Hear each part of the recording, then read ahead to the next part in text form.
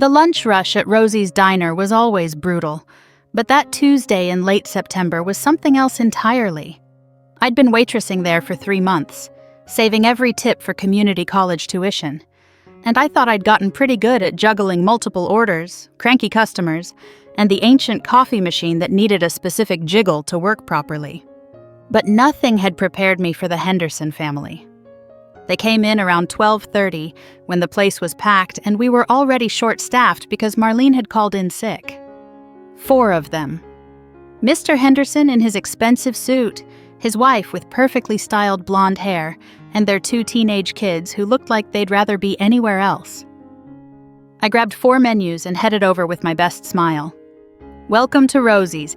I'm Sarah. I'll be taking care of you today. Can I start you with some drinks?"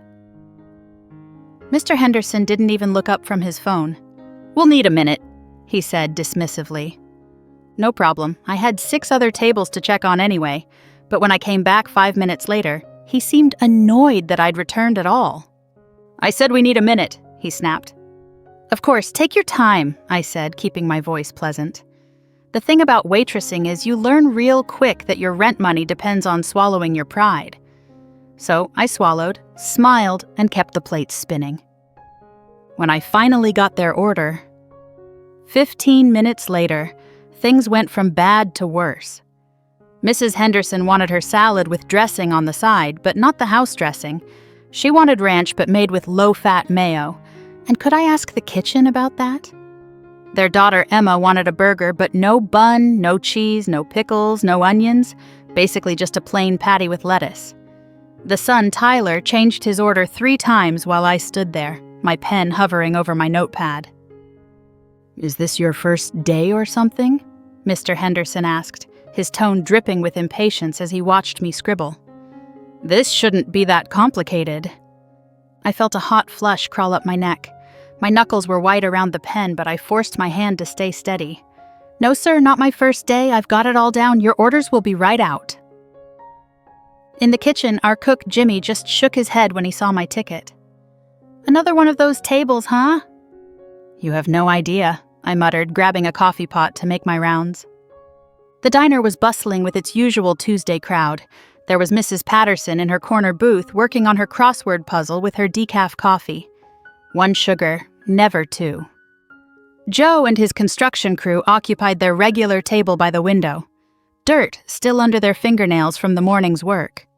The smell of Jimmy's famous meatloaf special filled the air, mixing with coffee and the sweet scent of pie from the display case. The bell over the door kept chiming, forks clinked, and the coffee machine hissed like it had opinions. I loved this place, loved these people. Even on the hard days, there was something comforting about being part of Rosie's. It was like being part of a family. A slightly dysfunctional, grease-scented family, but family nonetheless. 20 minutes later, I carefully balanced their orders on my tray. I'd double-checked everything with Jimmy. The special ranch, the plain burger patty, all of it. But as soon as I set the plates down, Mr. Henderson started shaking his head. "This is wrong," he announced loudly. "I specifically said no tomatoes on my club sandwich." I glanced at my notepad, confused. He hadn't mentioned tomatoes at all, but arguing with customers was a losing game. "I'm so sorry, sir. Let me get that fixed for you right away." "And this ranch tastes different," Mrs. Henderson added, pushing her salad away. "I don't think they used low-fat mayo." "Mom, my fries are cold," Tyler complained. "This isn't even what I ordered," Emma said, looking at her plain burger patty like it had personally offended her. I stood there feeling smaller by the second as other diners started to stare. My hands shook slightly as I gathered up their plates. Inhale, exhale, balance the tray, keep moving. I'll get this all corrected. Just give me a few minutes." "A few minutes?" Mr. Henderson's voice rose. "We've already been here 45 minutes. What kind of establishment is this?" The walk back to the kitchen felt like a mile. I could feel everyone's eyes on me, some sympathetic, others just curious about the drama. My cheeks burned with embarrassment. Jimmy wasn't happy about the refires, but he helped me get everything sorted. This time, I wrote down every single thing they said they wanted, confirming each detail. No tomatoes. Low-fat ranch made fresh. Hot fries. A different burger for Emma. Now she wanted it with cheese, after all. "You okay, kid?" Jimmy asked, his gruff voice softer than usual. "I'm fine," I lied, blinking back tears. "Just one of those days." "That guy's a real piece of work," he muttered, carefully plating the new orders. "Been coming in here throwing his weight around. About time someone put him in his place." But when I brought the corrected orders back, Mr. Henderson had found new problems. The bread was too toasted, the lettuce was wilted, the fries were now too hot. Each complaint was delivered in that same condescending tone, loud enough for half the diner to hear. "Honestly," he said, pulling out his phone, "I'm going to have to leave a review about this. What's your name again?" "Sarah," I said quietly. "Sarah," he repeated, typing. "And how long have you worked here, Sarah?" 3 months, sir." "Well, that explains it. Clearly they need better training programs here. Or maybe better hiring standards." His wife tittered at that, a sound like breaking glass. "Really, dear, you can't expect much from these kinds of places. We should have gone to the country club." My eyes burned with unshed tears. I'd been up since 5 that morning, worked a double shift yesterday, and still had homework to finish tonight. I was trying so hard, and nothing I did was good enough for this man who probably made more in a day than I did in a month. "Is there a manager I can speak to?" he continued. "This is just unacceptable." That's when I noticed the man at table 6 had been watching the whole exchange. I'd served him a few times before. Older gentleman, always came in alone, always ordered the Tuesday special, and tipped well. He'd set his fork down neatly beside his plate. Today he was wearing a nice blazer instead of his usual flannel, and there was something different about the way he was sitting. Not just watching, but observing. His gaze was steady and analytical, focused on our interaction more than his meatloaf. He had kind eyes behind wire-rimmed glasses, the sort of face that made you think of favorite uncles and wisdom earned through years of listening more than talking. I'd always wondered what his story was, why he ate alone, what brought him to Rosie's every Tuesday like clockwork. "The manager isn't in today," I managed to say. "But I can give you the owner's number." "Of course the manager isn't in," Mr. Henderson scoffed. "No wonder this place is falling apart. You know what? We're not paying for any of this." He stood up, his family following suit. "Come on, we're leaving. And Sarah, I'd start looking for a new job if I were you. Clearly customer service isn't your strong suit." "Dad," Emma whispered, looking mortified. "Can't we just—" "Not another word, Emma. Let's go." They headed for the door, leaving their half-eaten meals and my dignity scattered across the table. I stood there frozen, aware that everyone in the diner was staring at me. $112 bill, and they just walked out. Rosie would have to take it out of my paycheck, I knew. That was the policy for walkouts. Rosie would argue with me later, I was sure, but I didn't want the diner to lose a cent because of me. $112. That was almost a week's worth of tips. That was textbooks for next semester. That was groceries and gas, and part of the rent I shared with my roommate. My vision blurred as tears finally started to fall. "Excuse me, miss?" I turned to find the man from table 6 standing beside me. Up close, I could see he was older than I'd thought, maybe early 60s, with salt and pepper hair and those kind brown eyes behind his glasses. His blazer was well made but not flashy, and he had the weathered hands of someone who'd done real work in his life. "I'm sorry, I'll be right with you," I said, trying to pull myself together, quickly wiping my eyes with my apron. "Did you need something?" "Actually," he said, loud enough for the nearby tables to hear, "I wanted to commend you on how professionally you handled that situation. That level of patience and grace under pressure is really something special." I blinked at him, confused. Thank you, but they just walked out on their bill." "I saw that," he said. Then, even louder, You know, in my experience, people who treat service workers that way are usually compensating for something. Says a lot more about them than it does about you. A woman in the next booth leaned over and said, her voice a fierce whisper, "You pay him no mind, honey. You were nothing but sweet to them." "She's the best waitress here," Bill, one of our regulars, called out from the counter. "Always remembers I like extra pickles on my burger." Mrs. Patterson lowered her newspaper and peered over her reading glasses, her voice sharp.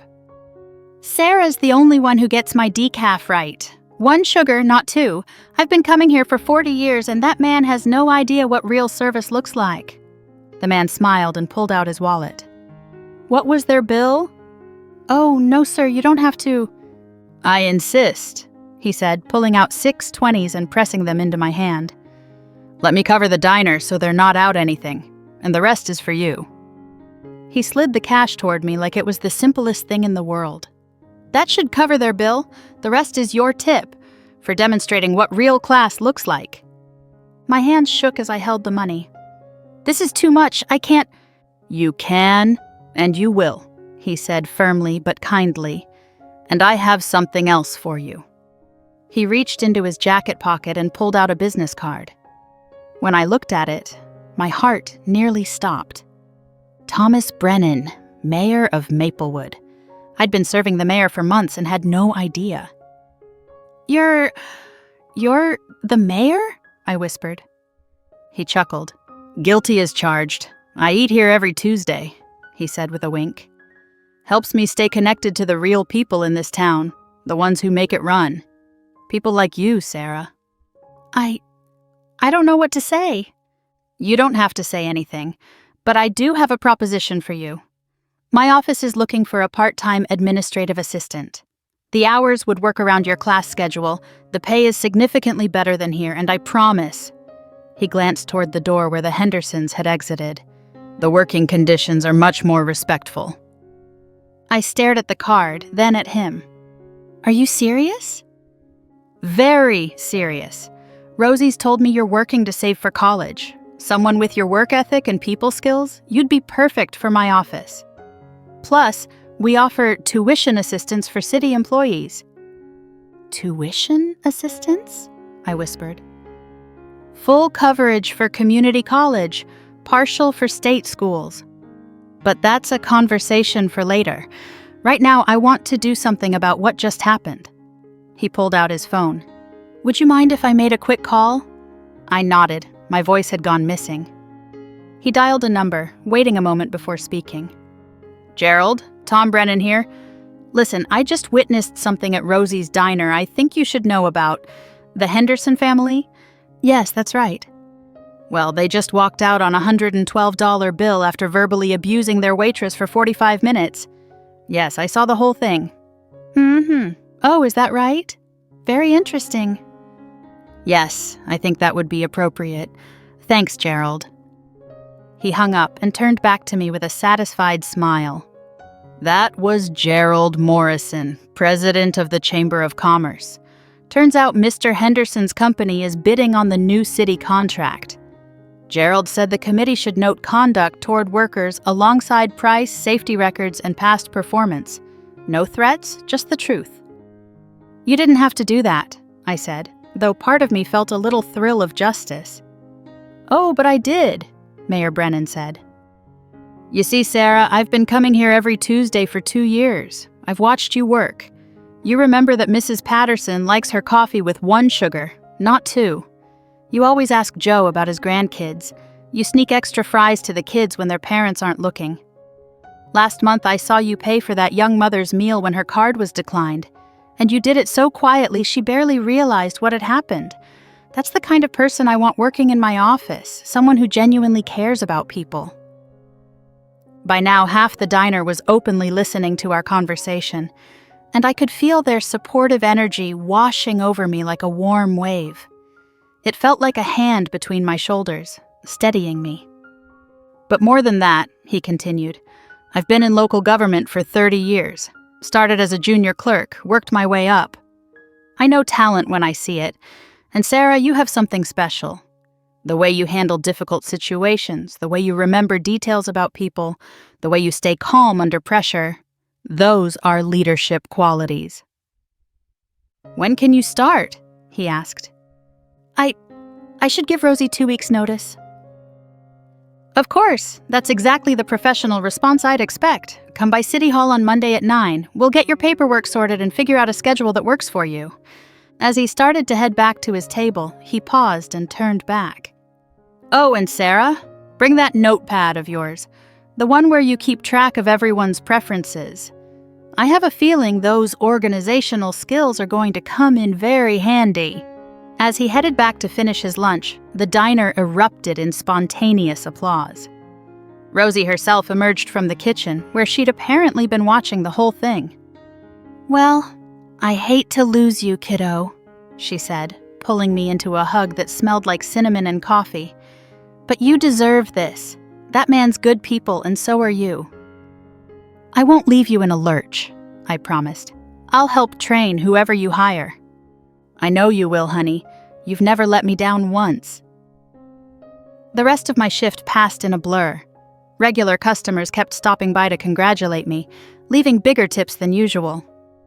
The woman from the booth slipped me a 20 and whispered, "For your college fund." Bill ordered pie just so he could leave another tip. Joe called out from his table, "Hey, Sarah, my daughter just graduated from state with her business degree. Let me know if you need any advice about programs or professors." Even quiet Mr. Davis, who usually just grunted his order and buried himself in his newspaper, looked up and said, "Good for you, young lady. About time someone recognized quality." But the best moment came about an hour later when my phone buzzed with a text from an unknown number. When I opened it, I had to sit down. "Sarah, this is Emma Henderson. I got your number from the diner's Facebook page. I'm so sorry about my dad today. He's been really stressed about work and takes it out on everyone. You were amazing and didn't deserve any of that. I told him I was embarrassed by how he acted. Also, my mom looked up Mayor Brennan. You're going to be working for a really good person. You deserve it. Good luck with everything." I read the message 3 times, feeling something shift inside my chest. Maybe there was hope for the Henderson kids after all. I typed "thank you" 3 times, erased it 3 times, and finally wrote, "I appreciate your kindness." It felt like setting down a heavy box. That night, I called my mom back in Ohio. She cried when I told her about the job offer and the tuition assistance. "Oh, honey," she said through her tears. "I'm so proud of you. Your dad would be too. You know he always said good things come to those who work hard and treat people right." I thought about Dad then, how he'd worked double shifts at the factory to make sure my sister and I had everything we needed. How he'd treated everyone with respect, from the company president to the janitor. He'd been gone 2 years now, and I still missed him every day. "I wish he could see this," I whispered. "He can, baby. I know he can."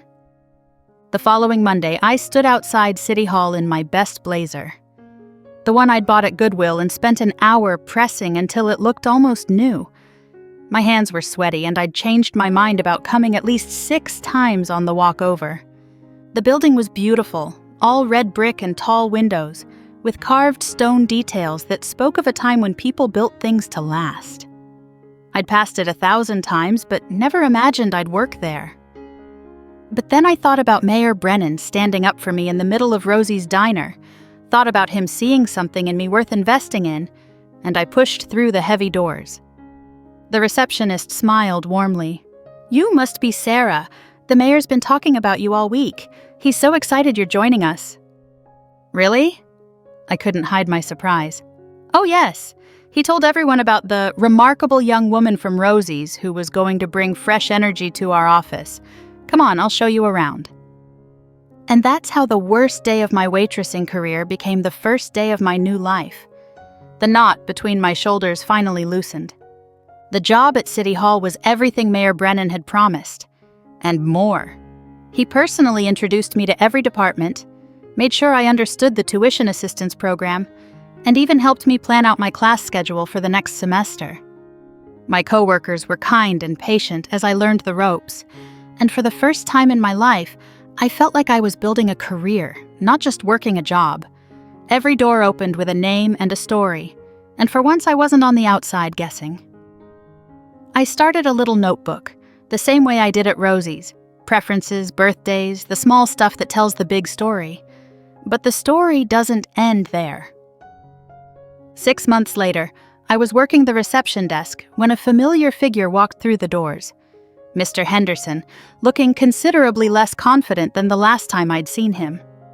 He stopped dead when he saw me, his face cycling through surprise, embarrassment, and something that might have been regret.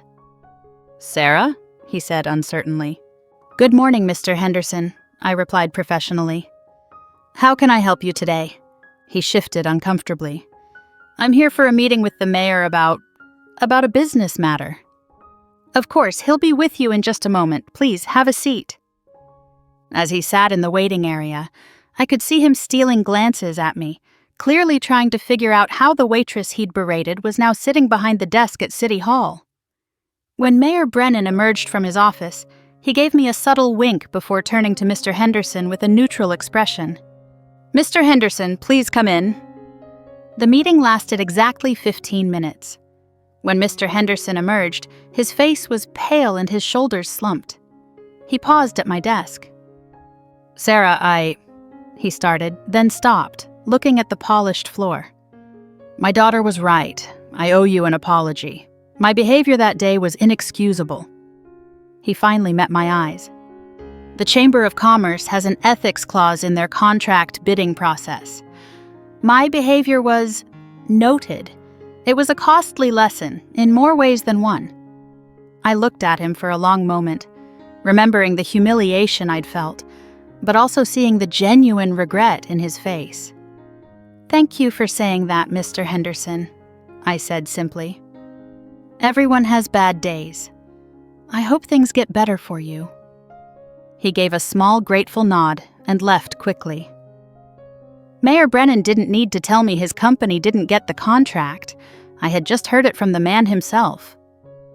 "Sometimes," the mayor said later, "people need a wake-up call. You gave him that just by being yourself and succeeding despite how he treated you." 2 years have passed since that terrible Tuesday at Rosie's Diner. I'm halfway through my bachelor's degree in public administration, still working part-time at City Hall where I've been promoted twice. Mayor Brennan has become not just a boss, but a mentor, teaching me about leadership, community service, and the importance of standing up for people who can't always stand up for themselves. He introduced me to his wife, Margaret, a retired teacher who immediately took me under her wing. They never had children of their own, and I think in some ways I've become the daughter they never had. Sunday dinners at their house have become a tradition, and Margaret never lets me leave without leftovers for the week. "You're too thin," she always says, loading me up with containers. "All that studying and working, you need proper meals." Last month, I was grabbing coffee at the new cafe on Main Street when I ran into Emma Henderson. She's in college now, too, studying social work. She told me that day at the diner changed her whole family. Her father went to therapy, started treating service workers with respect, and even volunteers at the local food bank on weekends. "You know what he told me?" Emma said, stirring her latte. "He said watching Mayor Brennan defend you that day made him realize the kind of man he'd become, and it wasn't who he wanted to be. So, in a weird way, you helped save my family." "I didn't do anything," I protested. "Mayor Brennan was the one who—" "No," Emma interrupted. "You showed grace when my dad was horrible. You stayed professional when he was trying to humiliate you. That took real strength. My dad saw that strength even if he didn't admit it at the time. It haunted him." We meet for coffee sometimes now, Emma and I. She keeps her phone face down. So do I. Strange how life works out. The girl whose family gave me my worst day has become a friend. I thought about that as I walked back to City Hall, passing Rosie's Diner where Marlene waved at me through the window. Sometimes the worst moments in our lives create space for the best things to grow. Sometimes it takes just one person standing up to change everything. And sometimes, a spilled order and a walked-out bill can lead to a future you never dared to dream about. Mayor Brennan announced last week that he's running for state senate, and he's asked me to help with his campaign. I want someone on my team who knows what it's like to work hard for every dollar, he said. Someone who understands that real leadership means lifting others up. He says good policy starts with good people and a memory for names and needs. He jokes that table 6 is where he does his best listening. I said yes, of course, because that Tuesday taught me something valuable. There are people in this world who will try to make you feel small, but there are also people who will see your worth even when you can't see it yourself. The trick is holding on long enough to find them. And sometimes, if you're really lucky, they'll be eating the Tuesday special at table 6, waiting for just the right moment to change your life. These days, I still eat at Rosie's once a week. I always tip well, I always treat the waitstaff with respect, and I always remember that everyone has a story, everyone is fighting their own battles, and everyone deserves to be treated with dignity. That's the lesson Mayor Brennan taught me that day, not just with his words or his job offer, but with his simple act of seeing me, really seeing me, when I felt invisible. It's a lesson I carry with me every day, in every interaction, with every person I meet. Because you never know when you might be the one sitting at table 6, with the power to change someone's life with a little kindness and a business card. And you never know when a terrible Tuesday might turn out to be the beginning of everything you've been working toward, wrapped up in an unexpected package of meatloaf, injustice, and a mayor who believed in second chances and first impressions of character over circumstance. My story isn't unique. In diners and shops and offices across America, there are people working hard, staying kind, and waiting for their moment. I was just lucky enough to have mine arrive wearing a blazer and ordering the Tuesday special. And if table 6 is ever mine, I hope I use it the way he did. Quietly, kindly, and right on time.